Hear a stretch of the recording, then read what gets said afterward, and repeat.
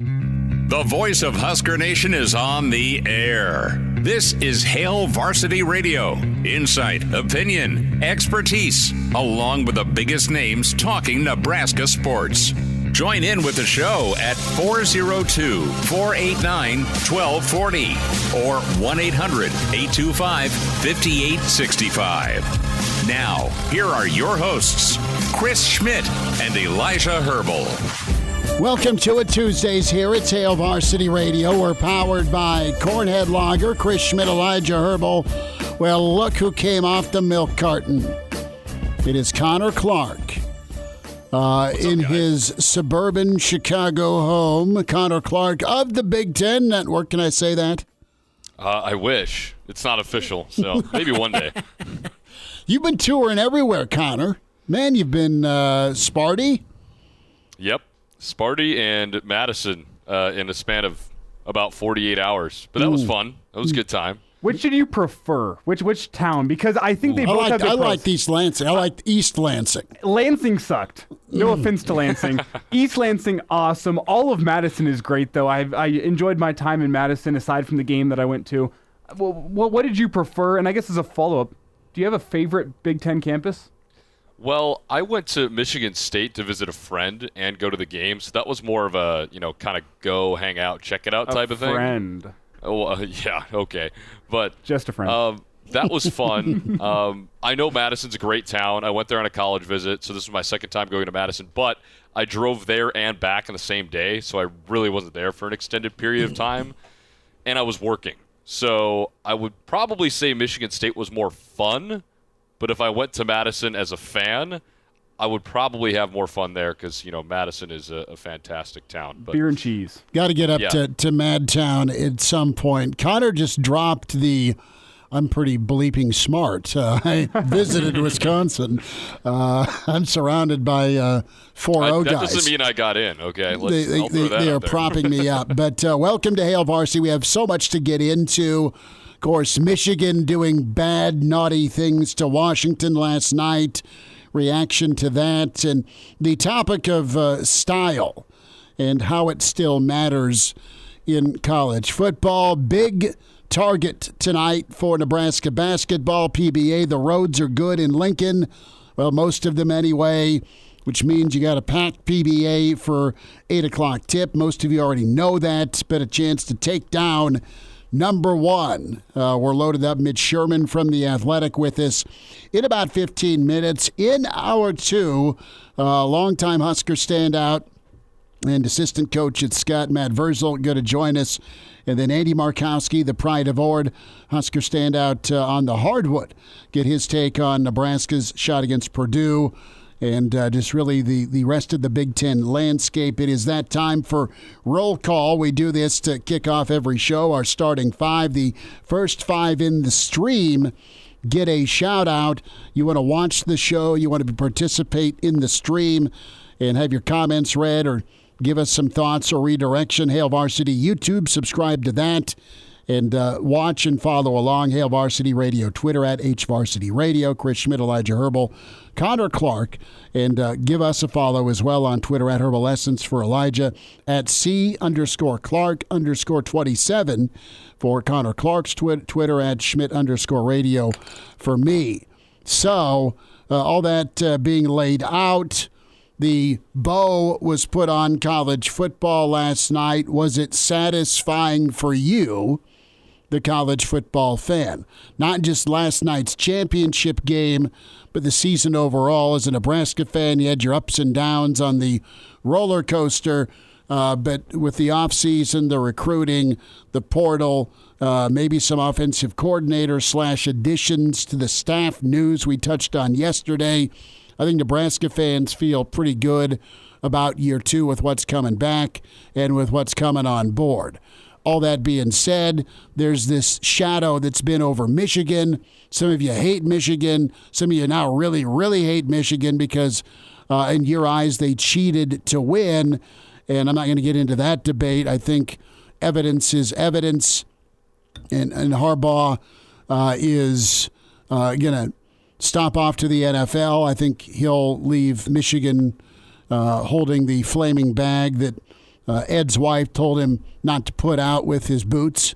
If you're a Billy Madison fan, listen, last night was a little bit of intrigue. Michigan got in their own way, but eventually Michigan flexed. Our starting five is Mike. Mike gets in there. NU Grandpa is second.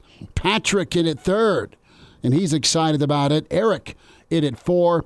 Tuck rounds out the starting five. And I'll give Dion. Fellas, thank you. I'll give Dion a shout out too, because it was the exact same minute time. I mean, he was so close that I think we ought to give him the 6-man award for Dion, because he even said 5th. I think Tuck just barely snuck in before him, but that's about as close as it comes. A photo finish between Tuck and Dion for 5th. So we'll give Dion a half a point maybe. Okay, sure. A 6-man. You know what we got to do, guys? We got to come up with some sort of prize at the end of each month.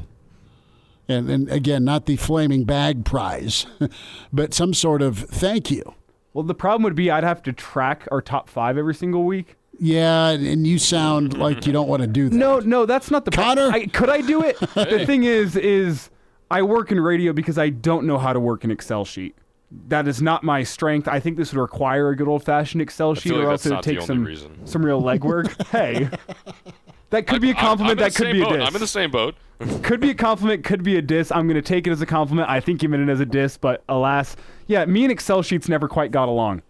So many boxes and numbers and formulas and Word documents I can do fine, but an Excel sheet, I'll pass. No, all you got to do is just write their name down and throw it in a box to your left. Oh, we're talking like a random drawing? Yeah. Oh, that could work. That's all I'm saying. I thought it was going to be based on like deservedness level, like, you know, who got in first most, who's in the top 5 most. Well, I mean, we average it out. You could just tally it. That'd be much easier. Yeah, I mean, we just go old school. It's like the old betting sheets. Everything's online and kiosk worthy, but sometimes the old betting sheet you just pull out of your back pocket's the winner. Yeah, listener Elijah, much smarter than co-host Elijah, he chimes in and says, just use old-fashioned tally marks. Yeah, I didn't think about that. It's like you're counting the days off before you get released. Well, see, it's our generation. Our generation doesn't know how to use a pencil and paper anymore. Just a laptop. As you're staring at me, then there's a generation that just scream at the clouds and say, man, I miss my muscle car. Listen, muscle car was kind of the theme last night. What a transition. It was all Michigan. It was line of scrimmage. It was big plays in the run game. Michigan could have dropped 50. But guess what? Style matters. Whoever the next quarterback of Michigan's going to be, we got to show them we got to throw the ball, right? You get in your own way sometimes. Credit to Washington. They battled back. My wife comes in last night to the bedroom. This is not going where we all are fearful it will go. She walks in and goes, man, that wasn't very nice. They kept running Penix out there. They were beating the hell out of him. That guy looked like he had been through 12 rounds of hell. That was questionable. And all he did was just get hit after hit after hit. There was really no run game, even though Washington didn't totally abandon it. But it's by air or by land. How are you going to party when push comes to shove and you got to go win a football game? Michigan's able to throw the football. Michigan sometimes forces throwing the football. But what really flipped things around, guys, is J.J. McCarthy scrambling a couple of times with that second-to-last touchdown drive. And Penix, I talked myself out of getting to the sports book and putting money on Michigan. So much so that I picked Washington in our picks for steak and a beer last night because I just said, you know what? Penix, he's faced some heat. He's stared down some pressure. Well, not like Michigan. My initial thought, my gut was this, again, revisionist history, that Michigan was going to just have their way on the lines of scrimmage. That's what I originally thought. I think we go back and check the tape a week or two ago. That's what I thought. And we're all kind of in agreement that was how it happened. But lines of scrimmage, when push comes to shove, guys, you still win the football game by running the football. You still win the football game by getting after the quarterback and stopping the run. Was that not shades last night of like, to me, it reminded me of like the 95 Orange Bowl? A little bit. With like Penix being Frank Costa just getting absolutely See, that's smothered all not game very long. nice to do to Michael Penix. I think Michael Penix is better than him, but in terms of how flustered he was all game long, how many times he ended up on his back, the hits, how in pain he looked at the end of the game. You almost felt bad for him every single time he ran out there late. He was holding his side like he was hemorrhaging. It was the side, it was the ankle, like he was making uncharacteristically bad throws, I think, because he was out there hurting. And that reminded me of just the Frank Costa against Nebraska. Well, the pressure guys, how off was he? He routinely dropped it in the bucket year after year, game after game this season. Mm-hmm. And he was off on open throws because he is worried about getting hit. You saw the New York Giants do it twice to Tom Brady, right? You get him off his spot. Michigan was too good. Hail to the victors. They're your champs. They are still partying in Ann Arbor. And Husker Twitter was glorious last night, reminding everybody in college football that's Michigan's first national championship since 1948. Because within the state borders, you don't count 97 as a split. But all in all, it ended up kind of like how Jim Harbaugh wanted it. Not with binoculars, not with secrets, but with power football and great run defense. And Michigan's just continued to be stacked. He shifted away from the glamour of the 4 and 5 star. Not that he didn't have a boatload of 4 stars and an occasional 5 star, but Harbaugh went after fit, and 9 years later, he's delivered on a championship. And I find it funny. I've seen a lot of people on Twitter saying, man, Michigan better enjoy this championship now before it gets revoked by the NCAA. That's not going to happen. No, the NCAA is The NCAA is completely toothless. That's like, I know some people out there want that to happen. They want Michigan to get it revoked. At the end of the day, Michigan was, I've been standing on a soapbox saying this for a while now. I thought Michigan had the potential of having a season that would put them in the upper echelon of the college football playoff champions. And I think based on what I've seen the past 10 years, Michigan's wire-to-wire dominance, the only game they really struggled with was probably Bama. You could maybe make an argument for Ohio State, but not really. Those were 2 close games. Michigan absolutely ran through everybody on their schedule this season with relative ease. Ohio State, I know it was close, but even then they Why did they do late. that? Are they that much better on the lines of scrimmage, or they know what was coming? That's a great question, but considering... I'm glad you said that, Schmidt. Considering Stallions got caught with you. Michigan did it without their head coach for, was it 9 games Half this the season? 6.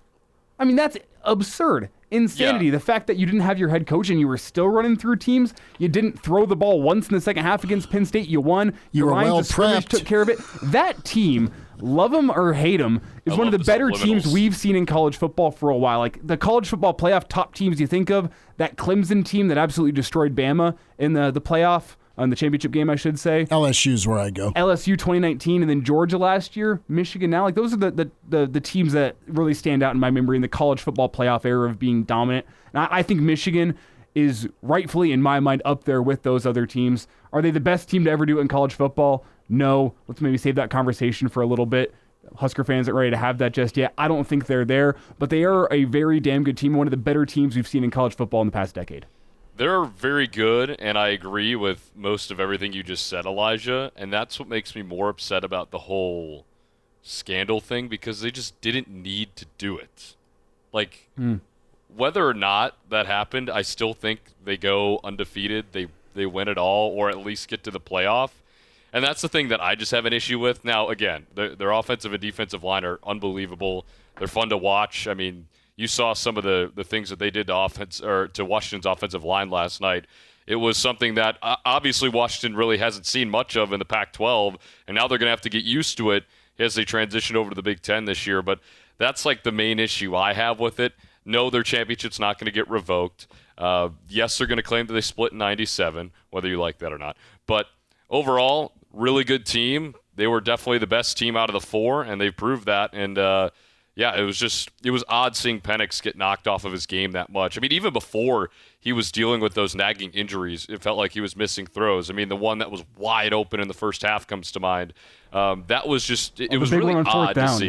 Yeah. The holding calls went Michigan's way or didn't go against Michigan. And that was pretty evident last night. And there's a couple of big question marks, and it was more than just a holding call. It was just a battering all night long. So if you got a side on a snowy Tuesday, love or hate, where you at? And I don't think Nebraska fans going into year 13 or 14 or whatever it is in the Big Ten, you're not quite like the SEC where you're chanting conference glory.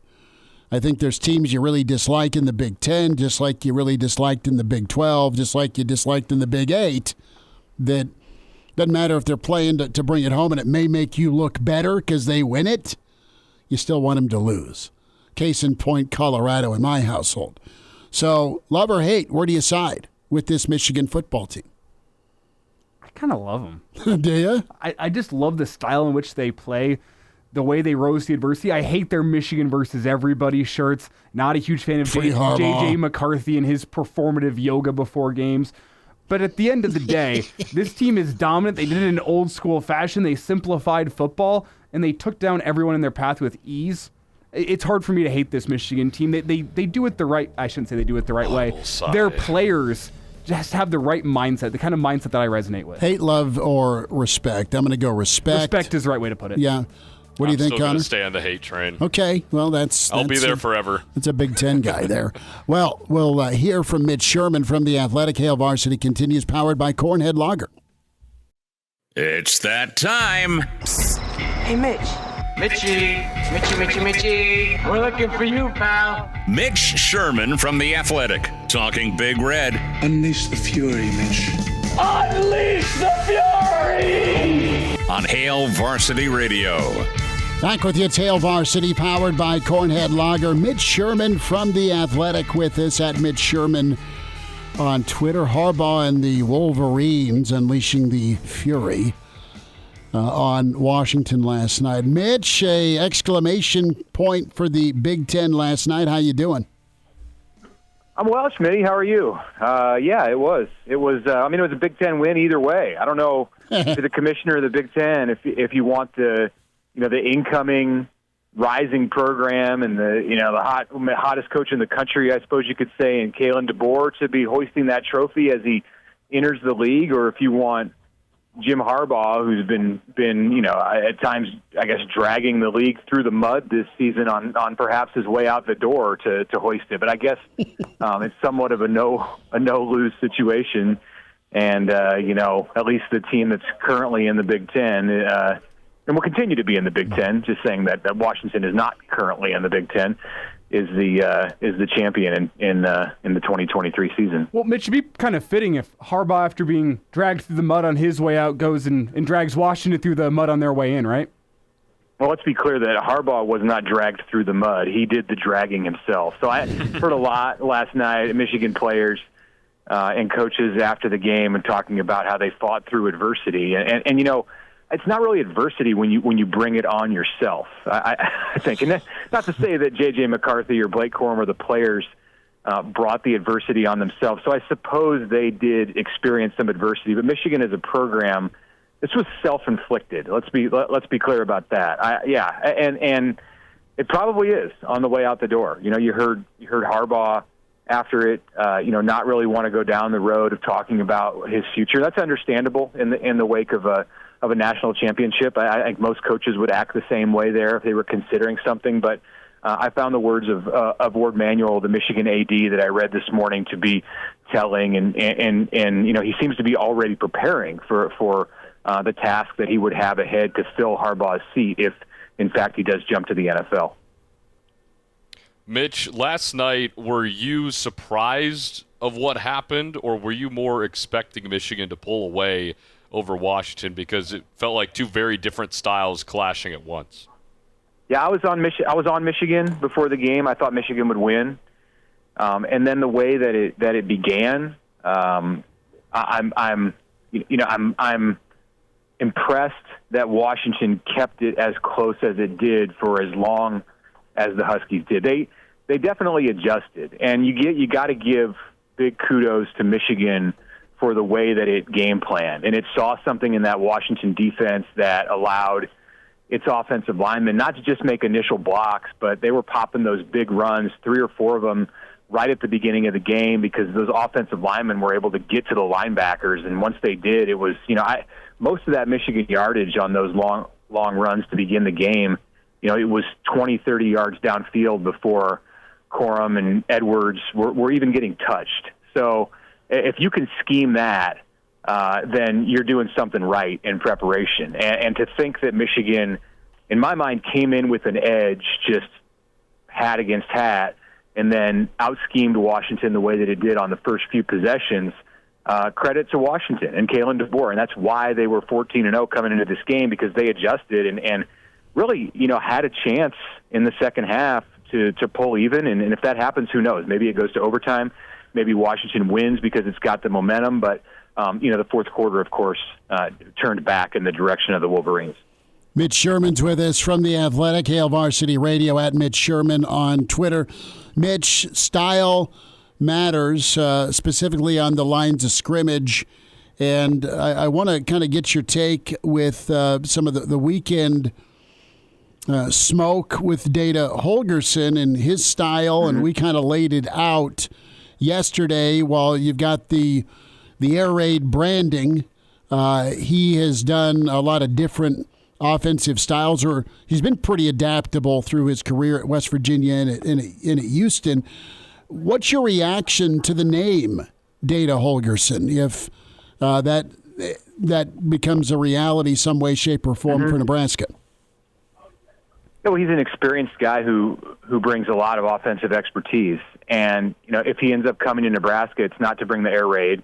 It's not necessarily to bring his offense. Marcus Satterfield is going to be, unless he chooses to go somewhere, which I don't think he will with the salary that he's contracted to earn next year. He's the offensive coordinator in this program, and they're going to run his offense and Matt Rule's offense, and there will be influences. And if Dana Holgorsen's a part of that, then his offensive history will in some way influence what Nebraska does. But Matt Rule likes Holgorsen in part because of his history in running the ball, and they've coached in the same conference in the Big 12 and have developed a relationship, and that's part of what brought him to Lincoln. But obviously they're also talking about some options, and there are going to be moves that Rule makes. I feel more certain about that than I did even before Holgorsen came into town on the weekend.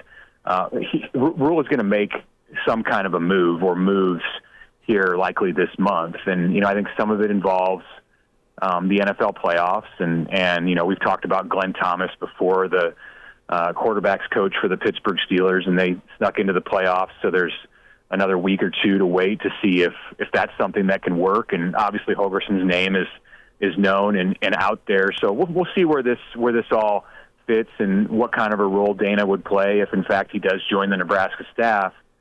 But, it's not going to be a situation where like he's coming in and bringing his offense. His influence will be felt. And most of his influence, his history goes back to Air Raid and Mike Leach and being a part of that tree. But I think what appeals to Matt Rule just as much, if not more, is the way that he's incorporated the run game into that and his ability to coach quarterbacks. Mitch, I'm of the opinion that Dana Holgorsen probably wouldn't have made a public appearance with the football team with Matt Rule on Saturday at the wrestling meet if this wasn't almost a done deal or pretty close to the finish line. Do you get the same feel?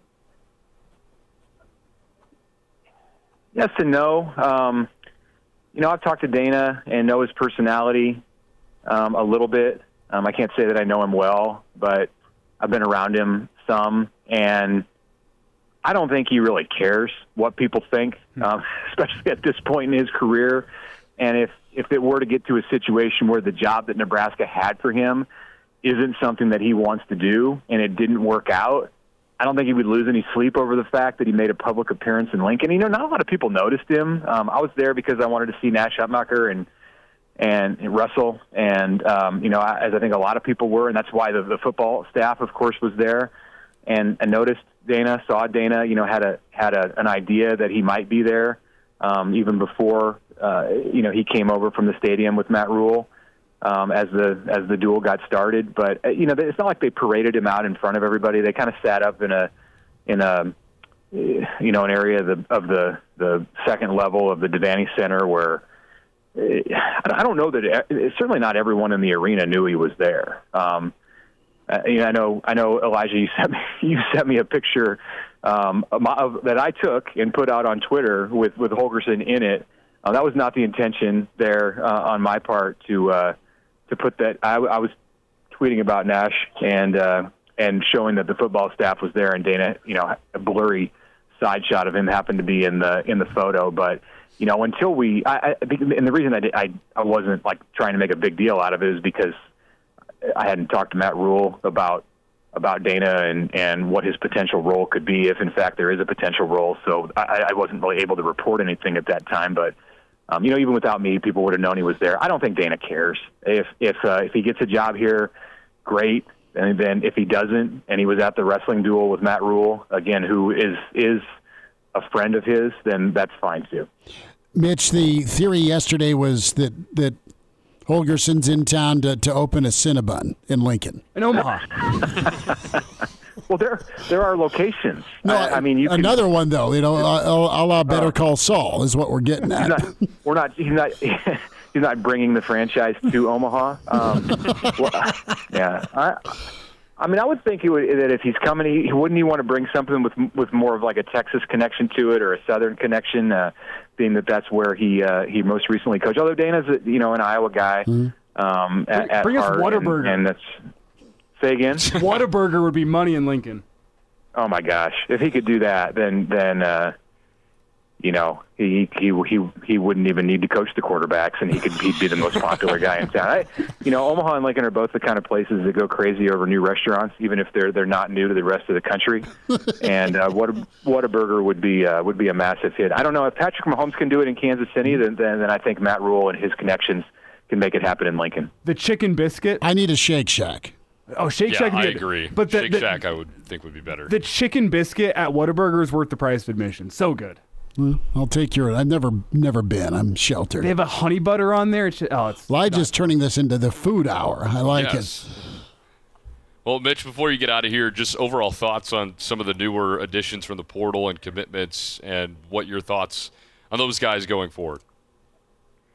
Yeah, I mean, and there's a big difference between Isaiah Nair, who's coming in as an older player in this offense and is going to walk in the spring after his 2 years at Texas and contend for the wide receiver one position for Nebraska. There's a need there to have a veteran presence, a bigger body, somebody with the kind of skill and speed and experience that he has. And that's a tremendous addition for Nebraska in this offense. And let's just say it, for Dylan Raiola. I mean, he's likely the guy that Nebraska's turning to at quarterback. Certainly has a significant edge right now, I would say, to win that job. We'll find out more in the spring where Nebraska's at that position, but that's common sense at this point, is that he's going to be throwing the football for Nebraska in 2024, and so that's really big for him to have somebody. We're not going to say that he's Trey Palmer. We're not going to say that he's Samari Toure, but I think as a transfer with 1 year to play, he can have some kind of a similar impact to what Nebraska got in those two players out of the portal at the wide receiver spot. Dowdell is a younger guy. I mean, he should be a redshirt freshman, but Oregon did him no favors by playing him in a fifth game this year when he wasn't really a part of the running back rotation. So he comes to Nebraska as a second-year sophomore, and he's walking into a room while it's banged up. It's crowded, and when they're healthy, when Ramir Johnson is healthy and Gabe Ervin is healthy, and that might be after the spring. We'll see as it gets closer. We'll find out more about what the status of those guys are for spring practice. I don't imagine that even if they're healthy, they're going to take many hits, those two, in March and April, in part because of their experience and in part because of the fact that they've had repeated injuries and they're older players in the program, and you just don't need to do that.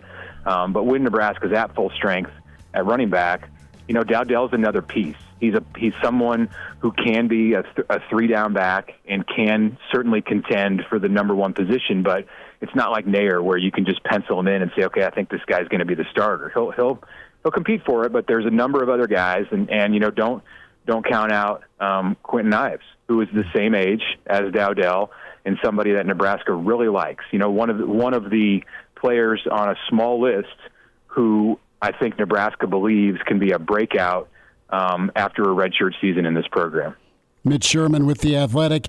Mitch, we'll check in soon. Thanks for a few minutes. Okay, good to talk to you guys. Thanks a lot. Hail Varsity Radio is live. Now, back to Schmitty Schmitty's a great guy, but he don't have a brain. and Elijah You want me to speak? When I point at you, yeah. on Hail Varsity Radio. Big thanks to Mitch Sherman. You're gearing up. Number 1, Purdue is in town. It would be a monster wow moment for Fred Hoiberg and Nebraska basketball. We'll dive into the anatomy of an upset. Andy Markowski with us next hour. Matt Vrzal going to be with us here to kick off hour 2. 489-1240. Open phones right now. Chris Schmidt, Elijah Herbel, Connor Clark, 489-1240 or 800-825-5865. So we got some dueling topics. One, we have jumped on the fast food train, as many folks in the stream, and you can participate with your input on the title game last night, Husker football, Holgorsen, Nebraska v. Purdue, or just what fast food franchise you would bring to Lincoln, Omaha, or Nebraska. You mentioned Whataburger, Elijah, our friend, fifth quarter tailgate. He wants him some White Castle. White Castle's overrated. See, I had a buddy that drugged me to Detroit on purpose during the summer. We were in college, and we went to a Tigers game. It was like invite only, just parents and friends, and then us in the outfield in May. And he went there, I swear to you, because he missed White Castle. He wanted to go to White Castle. He had relatives in Michigan and in Chicago. Every summer, Frozen ones aren't bad. Yeah, but I fifth quarter, good for you and the White Castle love, but I side with Elijah. That's kind of a last draft pick for me. And I've only had I White agree. Castle once. I should know. I've seen the movie Harold and Kumar, and Right. I thought it'd be fantastic. I go to White Castle. I was slightly disappointed. Maybe I had a bad experience. I don't think I did. I like sliders, is the thing. I think sliders are great. I just don't think White Castle is like a great slider joint. They have great name recognition, but Yeah, I mean, they're a 6 out of 10. Beastie Boys swear by they swore by White Castle. My guy was a big Beastie Boys fan, and he ended up getting us to White Castle. Harold and Kumar really did that a solid. I'm a Shake Shack. I hadn't had Shake Shack till we went to Colorado for a baseball trip, and I think that's incredible. Locally, we're lucky to have the Runzas and the Slim Chickens of the world, and of course, Junior does everything he can Chick-fil-A wise. We're lucky with Lazari's. We love them. That's not fast food though. So I have to say, if I'm going to go fast food, man, I mean, I'm just boring and easy, and let me pig out on the dollar menu at McDonald's. Even though some of the sizes, Got plenty of those. Some of the sizes of the burgers or Big Macs, they feel like they've shrunk. But I circle Shake Shack. I will trust you on the Whataburger take. Whataburger has some solid burgers. Spicy ketchup is awesome. Jalapeno ranch is awesome. I do really like Whataburger. It might not be my top choice, though, as I think about it some more. Our dear friend Brian Snitley, late night Whataburger. Make that late night White Castle makes a hangover even worse. Listen, In-N-Out. In-N-Out is average. People swear by it. Their fries suck. The fries are bad. It brings down the entire quality. I will say, though, the burger is a better quality burger than you can get at any other fast food joint. I wouldn't wait in a drive-through line for it. If In-N-Out is packed, I'd say McDonald's is good enough for me. But In-N-Out, if there's no line, you can just get in, get out. Their burgers, quality, very good. I'm going Shake Shack over In-N-Out. Yeah, same here. Are you both actively needing food because you're in a state, or you just like fast food? Let's talk context. I think a pausing. Shake Shack type thing is like, are you asking like if you want to go there or if you just need something? Well, I'm asking, are you both, is it after midnight when you're going for fast food runs? Well, then I don't think it really matters. Are they open? That's the question. Is it open? Is it What are kind the of hot? hours? Steven says, look, chili cheese fries from Whataburger are amazing at 2 a.m. Can I add a couple of restaurants to the list sure. here, though? Because I know I let it off with Whataburger. I don't think... Okay, the thing is, the problem is if we're talking after midnight, Nebraska needs a Waffle House. Yes. Waffle Houses are incredible. I love Waffle House. I can't lie. Waffle I like House, the diner. We specifically moved in college to be closer to the diner when it was 24 hours. It's no longer 24 hours. R.I.P. the 24-hour diner. Still love Highway Diner. Yes. Waffle House, though, fantastic. You guys ever been to Cookout, though? No. Explain. It's a southern, I don't know how to describe it. It's a fast food. It's like a mix and match joint. So they just have a big menu. And as opposed to picking like, oh, this comes with fries, you get like a tray. And you just go, I want these 3 items. And it's a low price. They're open pretty much 24 hours. Only located in the South. They have floats, great prices. Grits. Anything that makes you fat, they have. Give me old school hash browns. Let's bring it back to Nebraska, Purdue tonight. Purdue is the what of fast food? What? Shake Shack. Are they? They're up there. They're there. They're number one. They're coveted. Yeah. And they don't come to town very often. No. You got to see them. Crew checks in. Crime rate would go up in Nebraska if you do add a Waffle House that's open 24 hours. Just at the Waffle House location. No, that's yes. Some of those videos of the late night Waffle House drama are some of the best on the internet. They are, and sometimes they're angry NFL or college football fans. Yeah. Who's on the line? We have Paul in Lincoln. Paul, thanks for calling. Go for it. Hey, guys, you kind of already answered the question. I was going to ask you for your opinion of In-N-Out Burger, which I've never had. In-N-Out Burger. I don't know. I'd try it and see what you think, because I think the burger's good. I think the fries are weak. The burger is quality, for sure. Yeah, I agree. I think that's. I'm sorry, sight unseen. I know that I'm prejudiced in this matter, but we are so spoiled in Nebraska. We've got both Valentino's and, of course, Runza. And hey, you're gonna call Purdue something other than Runza on free Runza Temperature Tuesday? It is Temperature Tuesday. It's free shout-out Tuesday, too, apparently. I think it'd be sacrilegious against the state of Nebraska, though, to call Purdue a Nebraska-owned restaurant. Yes. Yeah, that'd be wrong. No, give me a Boilermaker. Right. Paul, thank you. Right. Appreciate it. Well, one other thing, though, about Jim Harbaugh. Mm-hmm. I just can't forgive him. It's almost like an Inflategate all over again, and everyone talking about, well, maybe he's going to go to the NFL. How is he not the top of the list for the Patriots, considering how cheater-friendly they seem to be? Yeah, I don't think anyone in their right mind follows Belichick. Vrabel? Well, that's absolutely correct. We also don't know if Vrabel's in his right mind. No, who said Harbaugh's in his right mind? I'm saying you don't typically follow a legend. Maybe I'm being too gun-shy there, but hey, Paul, thanks for the phone call. Appreciate you. So, yeah, we've got a lot of things working here. We've gone into the NFL carousel. We're thinking about Purdue. How much Shake Shack could Edie crush? Ooh, too much. Yeah? Like, the dude is 300 pounds. I know he's 300.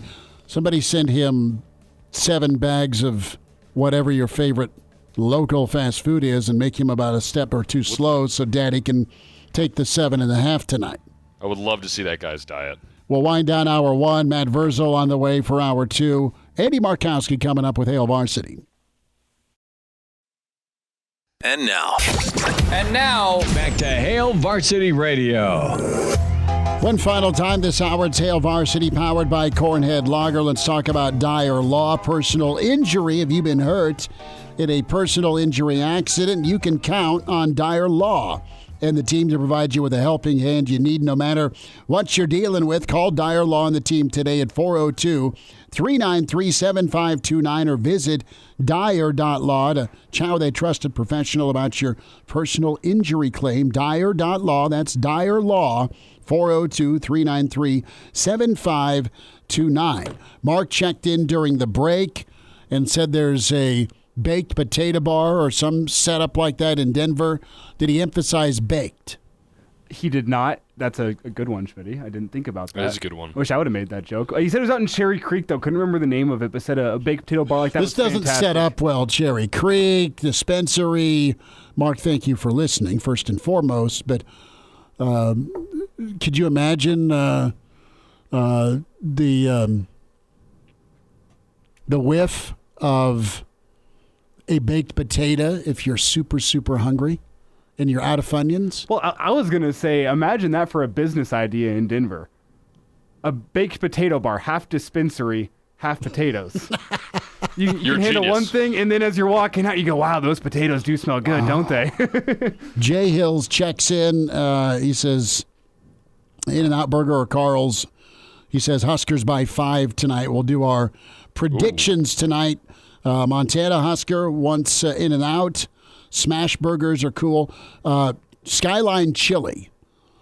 That's the place in Cincinnati where they put the chili on the spaghetti, right?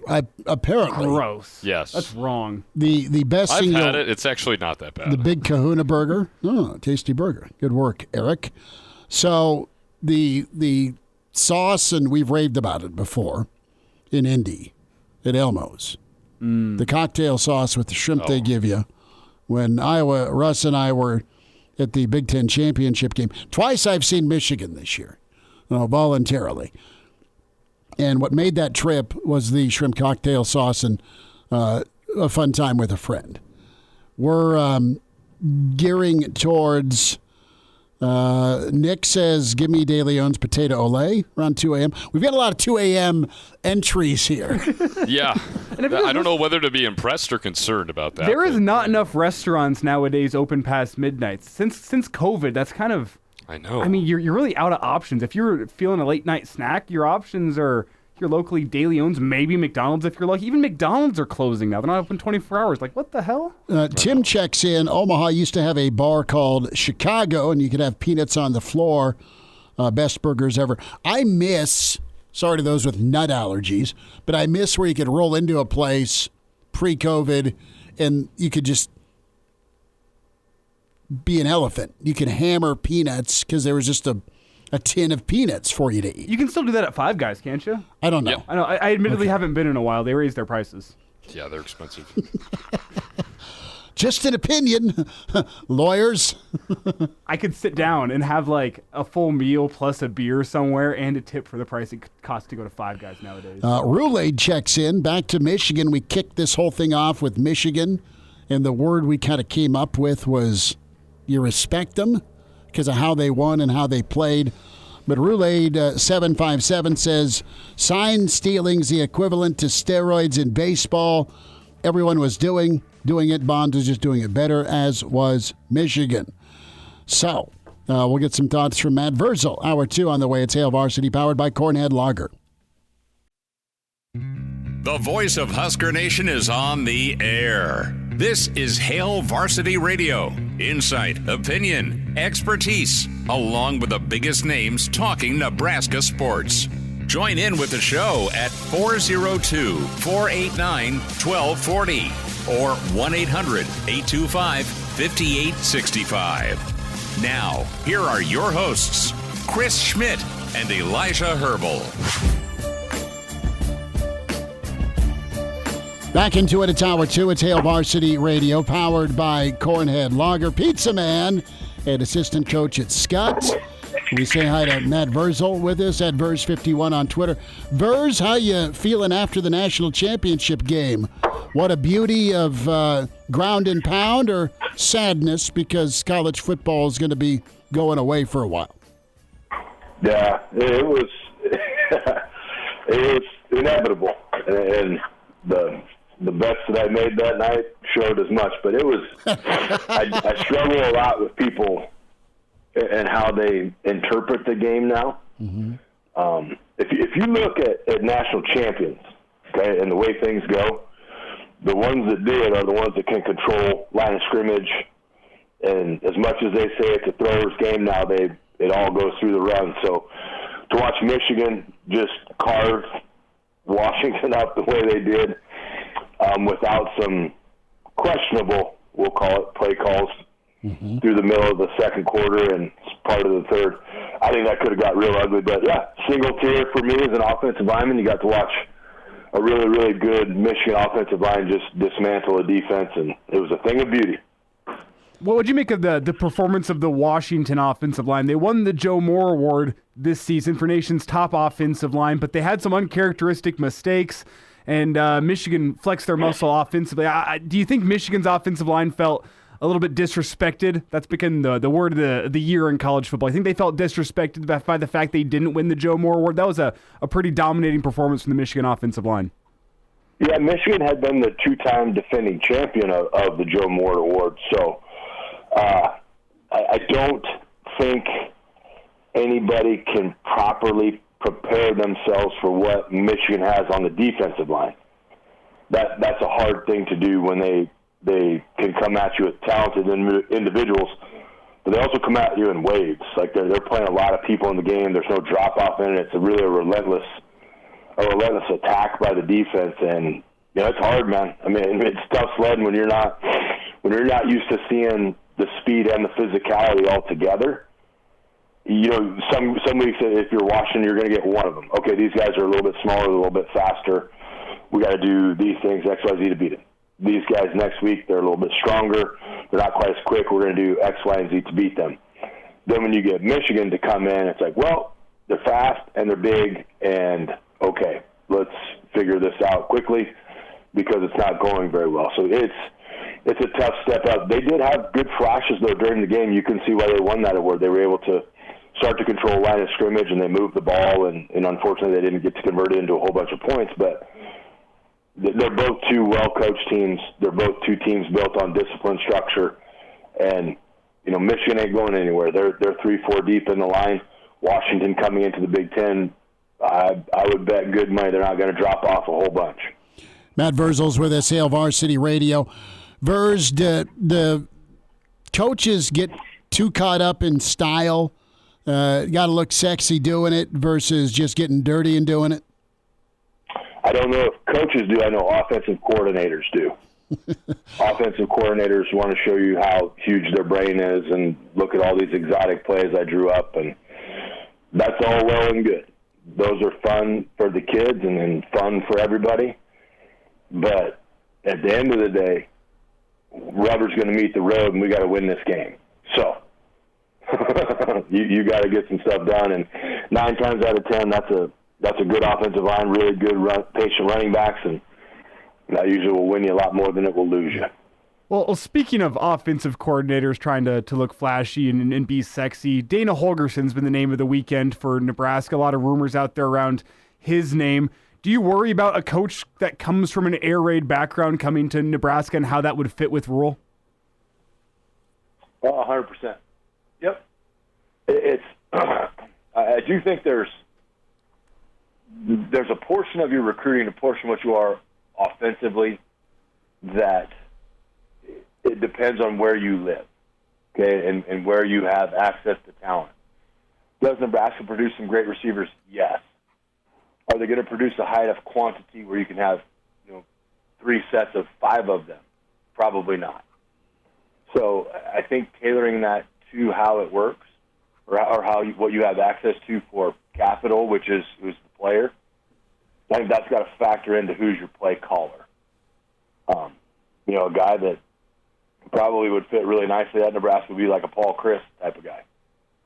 We're going to be able to find big linemen, you're going to be able to find tight ends, you're going to be able to find good receivers that as you establish yourself controlling the football via the run, now play action passes open. I mean, I thought Michigan did a great job. You get an antsy safety, like Washington was. Washington safety started nose around in the box with a play action pass, and you're 45 yards down the field before they really know what happened. So I think tailoring what you do offensively to the area of the country you live in is a big thing. Verz, that's the thing that you need to be able to do is do both, i.e. play bully ball, rock the line of scrimmage, but if push comes to shove, you got to make an incomplete a pass from time to time. You also got to be able to run it when you have to. Tell me a little bit about what made you guys so successful with those championship runs, because bread and butter was just mauling people and mauling people in the fourth quarter. But there were some ball games where Nebraska did turn to the pass, not just in play action, not just as Gotcha. Yeah, that safety kept cheating. But Nebraska was able to open things up, kind of shake off a defense with some passing. It didn't happen often, but it did happen. Inevitably, it's going to happen. Somebody is going to want to test the waters and say, we've scouted you. Your schemes and your desires lead you to this, okay? So we're going to put somebody in there. We're going to put one more than you can block in there. He's a really good tackler. Those 5- and 6-yard gains you have are now 3- and 4-yard gains. And it's all how comfortable you can stay. Some people can stay comfortable 3-4, and they don't fear fourth down. And then it's just like, hey, we got to convert it. And then there's times when like, okay, we're good with this. We've actually worked you into a matchup that we like because we think our tight end can beat your safety. We think our X or Z receiver can beat your corner. So now you've committed a safety. So we have no safety help. We made the throw easier. And now we can do what we want to do. So it's always that maintaining control. When the offense seems to be playing the bully ball type of thing, the beauty of Nebraska's system, and I think Michigan's system to an extent, is the simplicity. It's not necessarily that you're trying to call a play and guess where the defense will be. It's that you arm your players with knowledge of the game that regardless of where they line up, we have a scheme for it, and we have a call for it, and we have an execution standard for it. So that was the great thing with what we did back then. It was very simple, but if anybody shifted or moved or showed us something that we hadn't seen, which was rare, we had repetition enough of just our base rules of the play. And so if we thought you were going to line up inside shade and you're lining up a gap outside, it doesn't matter. Everybody's rule changes. Everybody go do your job and get yards. So that's, I think things get too complicated too many times, again, to go back and pick on offensive coordinators. They want to guess what the defense is doing. I want to arm my linemen with the knowledge of the game. That I don't care where you line up. We have calls for it. We have a scheme for it. So it doesn't matter what you do. Ver's going to go to the NFL here, and you've got some openings: Vegas, Chargers, Tennessee now, Atlanta, presumably New England, although nothing official. And Matt Vrzal gets a phone call. What job do you like best? I would probably say San Diego, because I think you have, I don't even know if that was one of them. Yep, I said Chargers. I think you have a quarterback whose talent is being not used properly. And I do also think they have some good players. I think we're just kind of a fresh reboot, change of attitude. I think they can become very relevant very fast. So that would probably be where I wouldn't want to replace Vrabel because he's very smart. And from what I've heard, that's just a piss and match with the GM, and GMs are right behind. GMs are right behind offensive coordinators in my book of people that need to get over themselves. How thick is your book? 2 pages. Oh, no. two Just pages. 1, 2. One says offensive coordinator, one says GM. The good GMs arm coaches with what they want, and they have a great working relationship. The GM that wants to make it about their great acquisition are the ones that usually get rid of good coaches. And the other part that happens in that, kids in high school, kids in college, kids in the professionals, they're not dumb. They know when the adults aren't getting along, they can act crazy because it's like a divorce. They're just trying to pick a side. Like, who do I want to side with, the coach or the GM? So that's why I think what happened in Tennessee happened in Tennessee. But, yeah, I'd probably go San Diego. Well, Vrzal, in the NFL this week, again, you have the teams that are looking for a coach. You have the teams that are preparing for their playoff matchups next week. You have some teams like the Broncos that are preparing for how bad it's going to get next season. But I want to focus in on the playoffs, and I want to get your thoughts. Who are you pulling for this postseason? Who do you like? Do you have any dark horses? What is Matt Vrzal's postseason primer for the NFL? This won't be popular, but the sooner Kansas City can get eliminated, the better. I'm with you. On the NFC side, I mean, that's the Niners and everybody else. Philly kind of stumbling down the stretch. Dallas, you don't know if you can trust them. The Packers hosed the Bears with terrible, terrible calls on the last game of the year. So that one, But I do have to tip my cap to the Packers. I don't know of an organization that is better at drafting quarterbacks than the Packers. Oh, they're great. It's unbelievable how they do it, and especially to watch everybody else struggle with it. So on the AFC side, the Ravens are tough, man. The Ravens, I would say we're probably looking Niners-Ravens for the Super Bowl. That's kind of where I'm leaning. What has wore you out most about Kansas City? Has it been the sideshow? I am petty.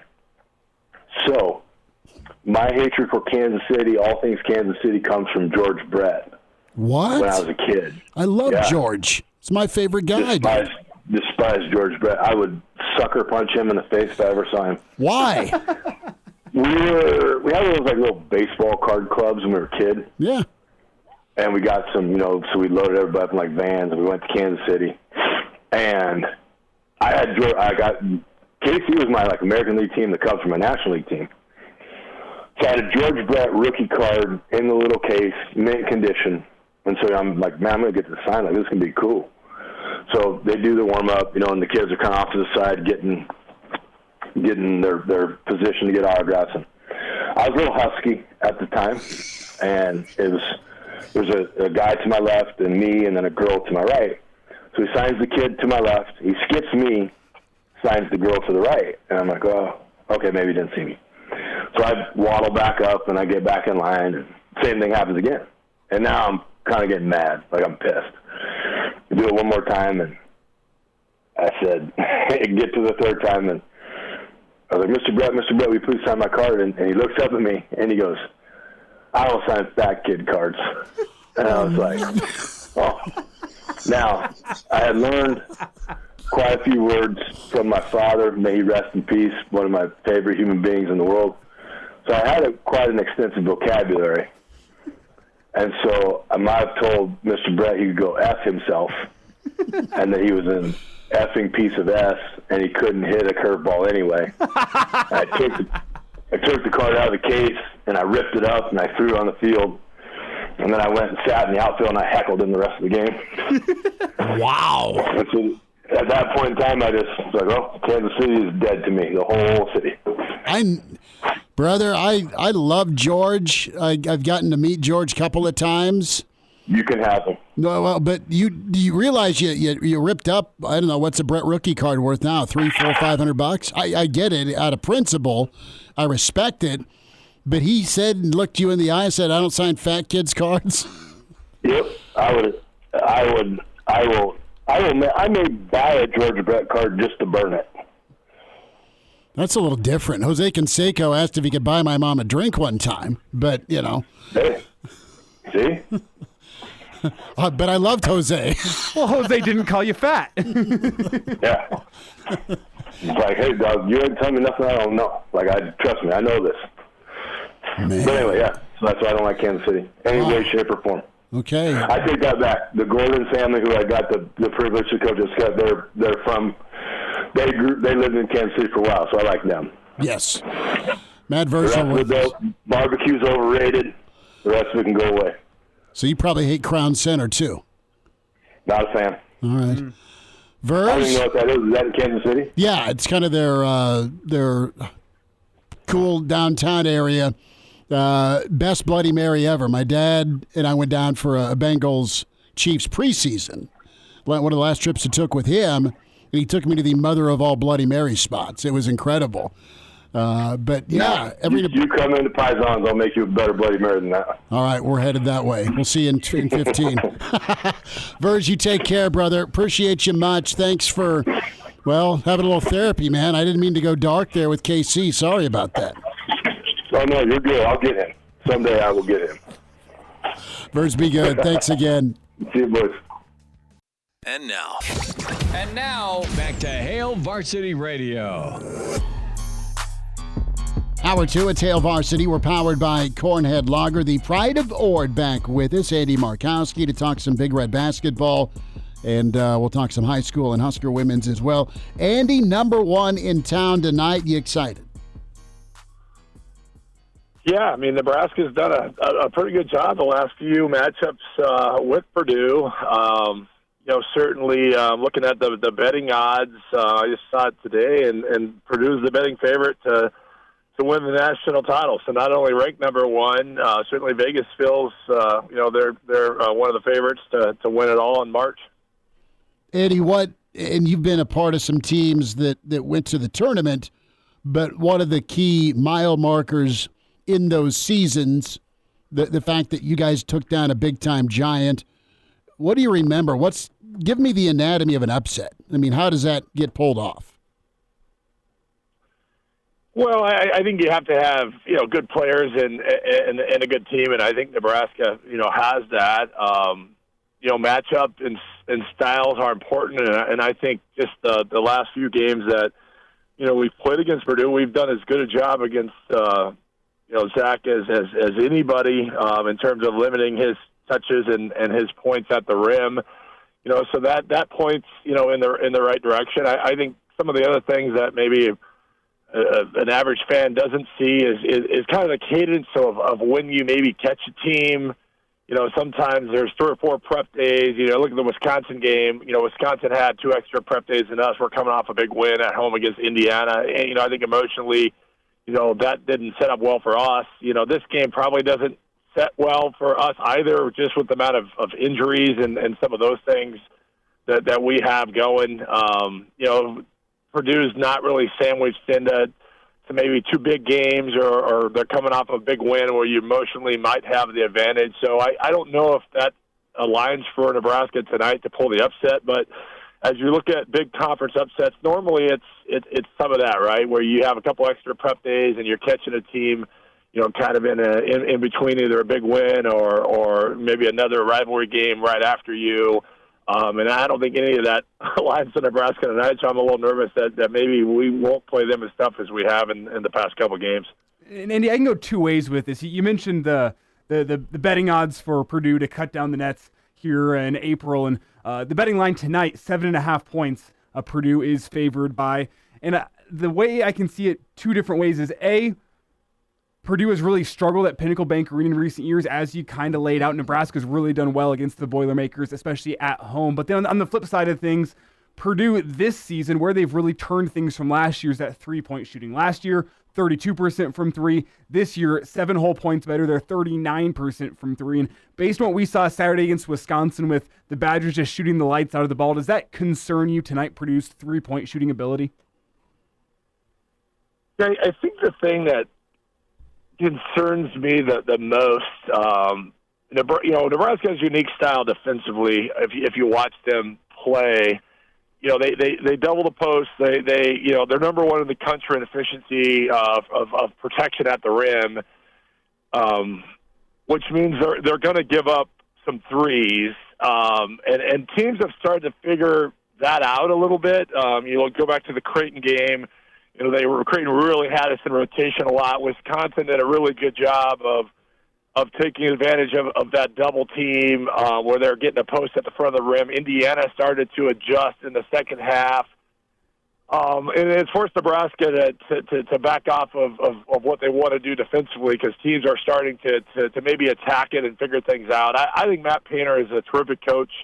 We have really stymied, what they've done offensively against us, and I just think it's a matter of time where he finds some things to get, Edney and Edie involved, where he's going to have a big game against us at some point. You're not going to continually hold him into the low. I think he's had 11 and 13 the last 2 times. They're going to find a way to get him some touches. So My fear is with Williams potentially being hurt and not having the positional length, we're going to have to play some smaller guards on the perimeter. And when you double with some of the smaller guards against somebody that's 7-1 or 2, it's kind of irrelevant. And my concern is what are we going to adjust back with defensively? Because I do think defensively we've been really good for 2 years, and in the last 2 or 3 weeks, I feel like teams in the Big Ten are starting to adjust and take advantage of some of the things that we're doing and use it against us. Andy Markowski is with us, Husker basketball standout, Hail Varsity Radio, at Markowski_Andy's where you find him on Twitter. So what is the playbook? What are some options to adjust to the adjustment. If Purdue and folks are catching up to that double of the post, okay, what fits Nebraska to come back schematically? Yeah, they're mixing in a little bit of a half court zone trap early in the game. They had played some 1-3-1 kind of a year and a half ago to start to mix things up. That way, maybe you're not as predictable. They're not going to completely go away from what you do. You got to have the right personnel to attack us, and Wisconsin does, right? I mean, they have a couple big posts, and they can really shoot it from the perimeter at 4 spots. Creighton could shoot it at 4 spots. This Purdue team can shoot it at 4 spots, and so I don't think it's the panic button, meaning every team you've got to adjust. And the teams that don't shoot it well on the perimeter and/or don't shoot it at 4 spots, we can still take advantage and overhelp. But Fred and Coach Linser are smart. They went away from some of the post double stuff and hopefully getting Rink a little bit more healthy where he's able to hold up one-on-one post defense. Alec I think is pretty good one-on-one post defense. Williams is really important because you need that positional size at your 3 as you get into the conference. So it's just something I've been watching that teams are getting a little bit more comfortable with what we're doing defensively. So look for Nebraska to probably adjust and not trap as predictable and hopefully force teams to be a little more off balance. Andy Markowski with us here on Hail Varsity Radio. And Andy, to flip it around on the offensive side, Nebraska is a team that I don't want to say live by the 3, die by the 3, but almost 50% of their shots this year, I believe it's 45% of offensive possessions end in a 3-pointer. How do you see Nebraska trying to get Keisei Tominaga going early tonight? He's been better against both Indiana and against Wisconsin, led to a win against Indiana, obviously not the same result against Wisconsin, but how do you see them trying to get him going early? Yeah, they'll stay with the same stuff they've been running. I mean, K-State is a unique player in the sense of he can't really get his own shot. So you've got to screen, you've got to having Mass back and out of foul trouble allows K-State to open some backdoor cutting, which takes teams from just being on top of him all the time and guarding him at the 3-point line. I think Rink is a terrific passer. So K-State does a pretty good job of back cutting. So, Fred's going to run what he does offensively.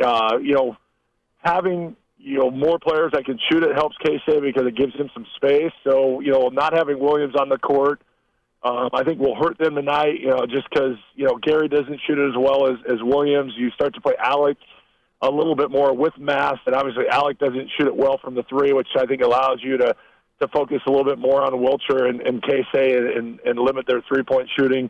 I think Lawrence is another player that is going to have to consistently find scoring opportunities, make threes.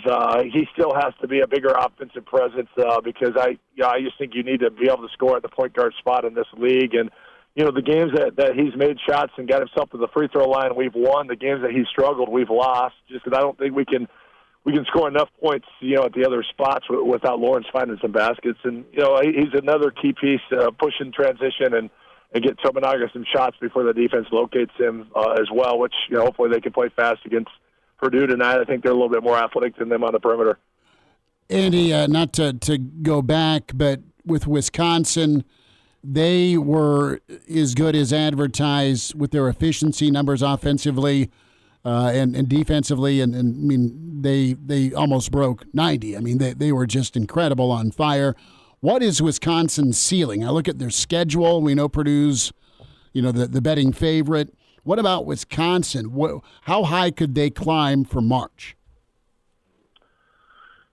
Yeah, with what I've seen of Wisconsin and how they're playing of late, I think you've got to factor them in and top 3 in the conference. I think Illinois is a little bit of a mystery, right? With Shannon potentially being out, and they've been a little inconsistent since he one big win and then a loss. But I think what I've seen of Wisconsin is they're going to factor in the top 3 in the Big Ten, and if you do that, you're looking at a top 5 or 6 seed in the NCAA tournament, which gives you a chance to advance into that that Sweet 16 second weekend. So with Chucky, I think making another jump forward, certainly having all 5 starters back, and then mixing in some quality freshmen with a transfer, has given them the right pieces. So I think they'll challenge Purdue for a conference championship, but yet we'll fall a little short of that, but still finish in the top 3 of the league.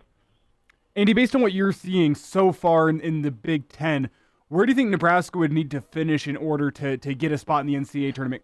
Yeah, I look at the non-conference in terms of how I kind of set my mind on the best leagues in the country. If you look at Power 5, I think the Big Ten, really struggled in some marquee non-conference games, which I think can, just public opinion, drives that narrative a little bit. So I think it's probably a 7 bid league.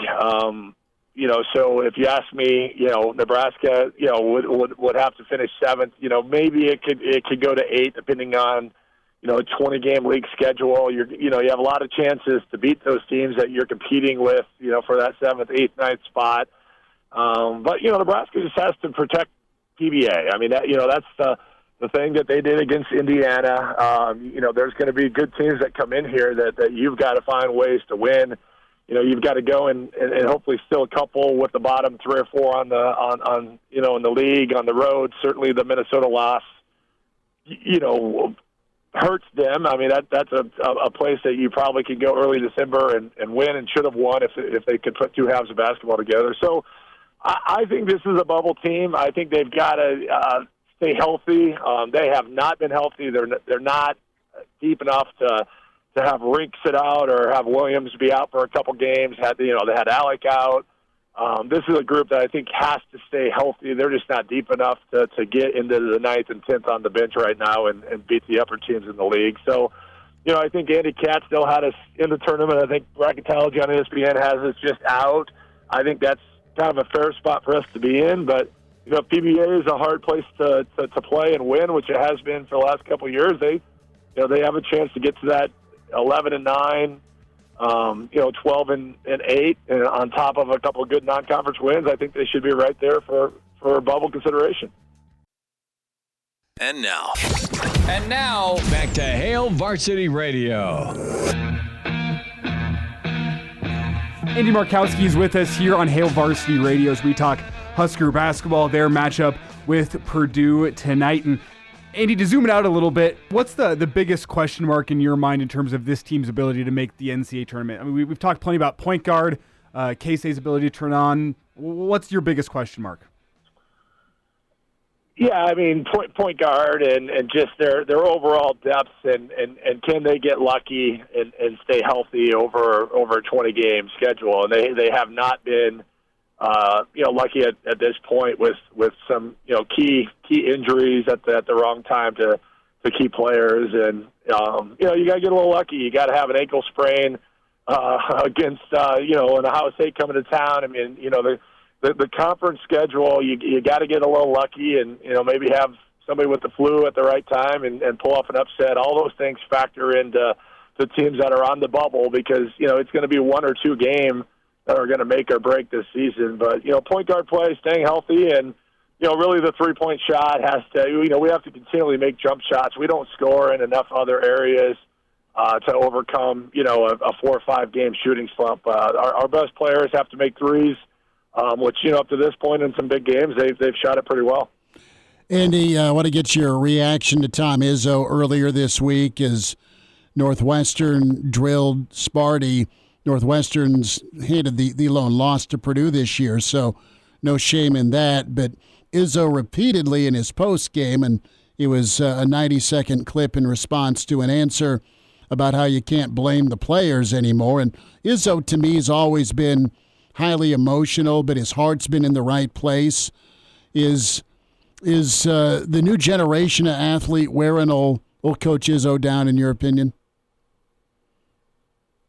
Well, I think the whole thing has changed. I think there's a natural level of selfishness of athletes. They've grown up in club and they've transferred clubs, and then they transfer high schools, and then they have a personal trainer, and then they select schools on the opportunity to play and how much money they're going to make, and then they can transfer school. So I don't know if the athlete themselves are at the school for all the right reasons, right? So when you come at them for, either not playing well or not playing with effort or certainly wanting to fire a shell for losing and make, I grew up with Coach Nee and then worked for Dan Dockich, where they made losing miserable. Like if you lost, you were either kicked out of the locker room, you've lost perks that went with being a student athlete.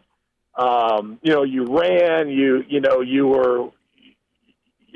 just were uncomfortable losing.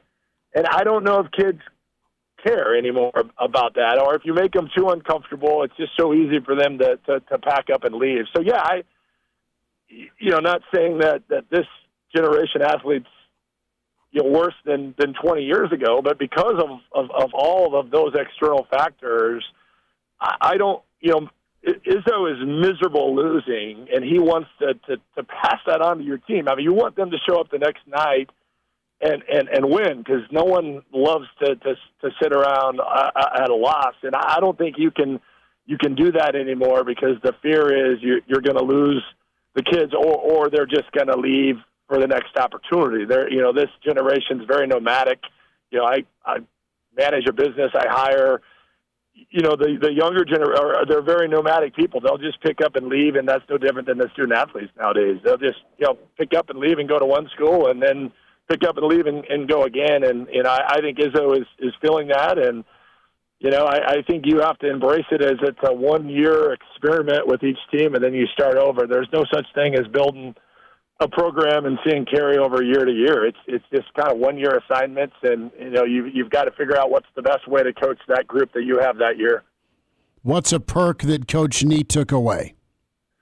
Oh, it's everything. We got kicked out of the locker room. I mean, they took our ice cream. We didn't have all the fancy stuff they have there, but they took our ice cream freezer away from us. They took music away from us in the locker room. We used to eat out at steakhouses on the road, and if we lost, we would get, something catered in versus eating out at a steakhouse. So there's all those little things that, he used to just try to, keep an edge to us and celebrate winning. And if he was going to be miserable losing, he wanted us to feel that misery as well. So is that your advice to the youth baseball coaches out there, youth basketball coaches, is you don't take the team out for ice cream after a loss? No sprinkles, Andy. Yeah, I tell people this all the time. Winning and losing is a skill. Like, you either learn how to win, and our football program is a prime example of that, right? I mean, they have learned how to lose games, and they have yet to get over that hurdle where winning is part of their culture, and they have kids that know how to win. And, winning is no different than dribbling or passing or shooting. I think it's a skill that's learned, and losing is a skill that's learned as well. And, and the best coaches, make losing, once again, they try to make it miserable. So you understand as an athlete that it's unacceptable, and you have to bring better effort the next night out. I imagine Mount Dockich went off after a loss. Yeah, there was between 4 or 5 kids getting, kicked off the team and coaches getting fired all the time. I mean, it was all hypothetical, but that was the emotion that happened. And we usually spent the night in the office after a loss. So our wives felt that misery. And, but that was something that he took from Bob and I, right or wrong. Mm-hmm. People probably have an opinion about that, but I do think the best coaches, make it very uncomfortable. It's different than Rule coming back on a Sunday night and practicing after, after the Michigan game, right? I mean, he is trying to change that culture, and you put things into place that ultimately make athletes uncomfortable, but hopefully they power through it and, find ways to do little things to come out on top, so they, keep that good feeling of winning versus the bad feeling of losing. Andy Markowski. Andy, we'll see you at PBA. Thanks for a few minutes tonight. All right, guys. Thanks for having me. Good stuff from Andy. We've got a bit of a downer second hour. First, sorry, fat kid, I'm not signing your autograph. Old Verz sharing the George Brett story, and old Andy getting his ice cream taken away by Danny Nee. Or getting kicked out of the locker room. Maybe more people needed to take ice cream away from Verz. Maybe George Brett would have signed the autograph. That was a low blow. I kid you not. Don't kick my ass, please. I kid you not. with Junior. And I'm not helicopter dad. I'm lucky that the kid can run to first base without wheezing. So, I mean, I'm proud of him. That said, he knew not to, if they lost, he was angry. He didn't want to go get ice cream or a root beer float or a sundae. And in some of the teams he was on, or some of the parents and players that, kind of all shuffled out, hey, let's go get. No, your kid had 17 errors. No, there's no sprinkles today. See, and growing up as the fat kid, the result of the game did not impact whether or not I wanted ice cream. I wanted ice cream. You wanted ice cream, but it was a carrot. It turned into something good. How do you feel tonight? We'll get our predictions here in about 4 or 5 minutes. With the question mark of Bryce Williams. He is so big for this basketball team. It's not the Nebraska. He's still listed as questionable. I understand. Even if he goes, though, what's his production level like? Where do you supplement? This is an absolute monster resume builder. It's number one. It's number one with just one loss. This puts you on the right side of the bubble. We'll give you a prediction. Hail Varsity continues. And now, back to Hail Varsity Radio. One final time, Hail Varsity, powered by Cornhead Lager. Big thanks to Matt Vrzal, Andy Markowski, Mitch Sherman. Mark Manning joins the show tomorrow. Nebraska, Iowa, set to get after it. End of the week, we'll hear from Mr. Manning and Evan Bland and Mike Babcock tomorrow. Reminder to buckle up. Use your seatbelt. It saves lives. Prevents injuries only if properly worn. Make it click.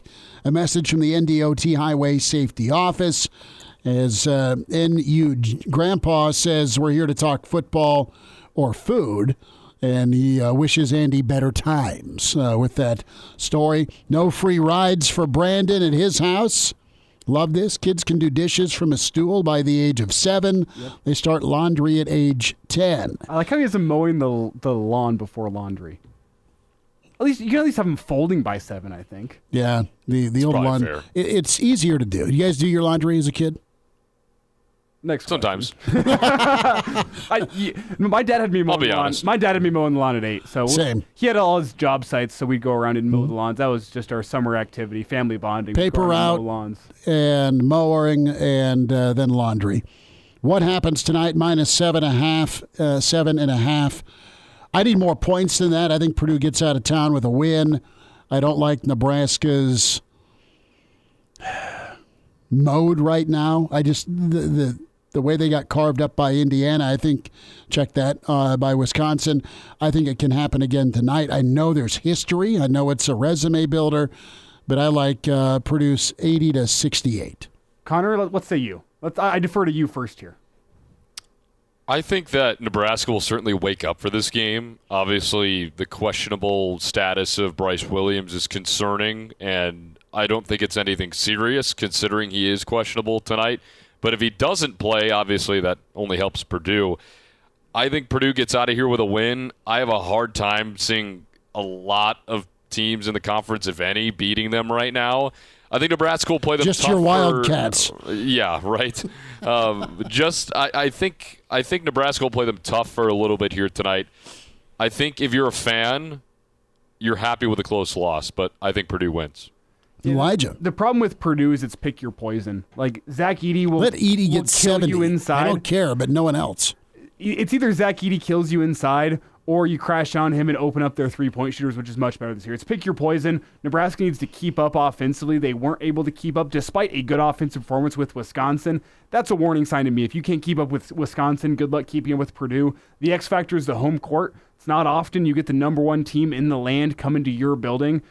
Show up. I think the fans will be there. I think the fans will urge this team forward. I think you get a better defensive effort, and I think Casey likes to live for the moment too. So I think this is a game that is a game down the stretch. I think Nebraska covers.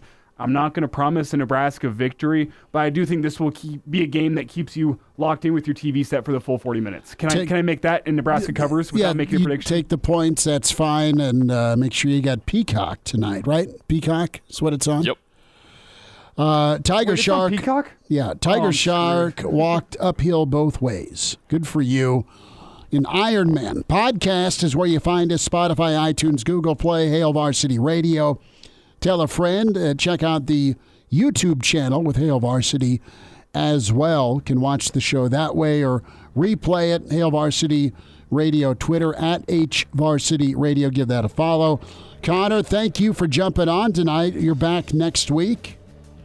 Yeah, sometime around there. I'll be subject to change, but we'll keep you posted. Well, if you're bored, hop on whenever. Yeah. Doors open. Elijah, good to see you. Thanks for all of you checking in on the stream and listening to us back tomorrow at 4 on Hail Varsity.